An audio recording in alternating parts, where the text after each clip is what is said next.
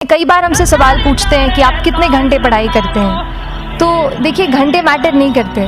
कोई 17-18 घंटे हमें नहीं पढ़ना है, इतना हम पढ़ भी नहीं सकते। एक दिन पढ़ सकते हैं, दूसरे दिन नहीं पढ़ पाएंगे। 5 से 6 घंटे ही आपको देने हैं, उतने निकालने हैं। पर वो जो वक्त आप अपनी पढ़ाई को देते हो, वो कंसिस्टेंटली आपको रोज़ उतना ही अपने पढ़ाई को देना है। Consistency is the key, that is the first and the most important thing जो आपको ध्यान में रखनी है। दूसरी चीज़ इस एग्ज़ाम में मुझे लगता है इक्वली इम्पॉर्टेंट है, क्योंकि ये जर्नी लंबी होती है। जैसे एग्ज़ाम ही 1 साल तक चलती है, आप प्रीलिम्स देते हैं, फिर आप मेंस देते हैं, आप इंटरव्यू में जाते हैं पर्सनालिटी टेस्ट के लिए। तो एग्ज़ाम 1 साल तक खुद चलती है। उसके पहले मान लीजिए आप 1-1.5-2 साल पहले से प्रिपेयर कर रहे हो, तो ये जर्नी काफ़ी लंबी रहती है। उस जर्नी में मेंटली अपने आप को मोटिवेट रखना, अपने आप को बूस्ट करते रहना, वो भी इक्वली इम्पॉर्टेंट है। और इसीलिए अपने आप पर भरोसा बेहद ज़रूरी है।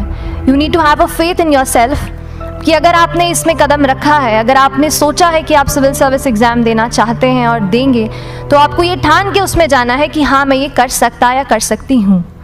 ये एक अपना मोटिवेशन, अपने साथ एक फेथ, बिलीफ अपने ऊपर आपको हमेशा रखना है।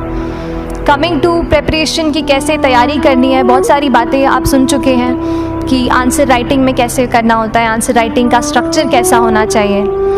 तो मैं शुरू में सबसे पहले ये कहूँगी कि मेरे प्रिपरेशन का बेस 2 चीज़ें रहीं। पहला था करंट अफेयर्स। करंट अफेयर्स इसलिए मैंने उसको उसी से शुरुआत की क्योंकि करंट अफेयर्स सबसे इंटरेस्टिंग पार्ट होता है।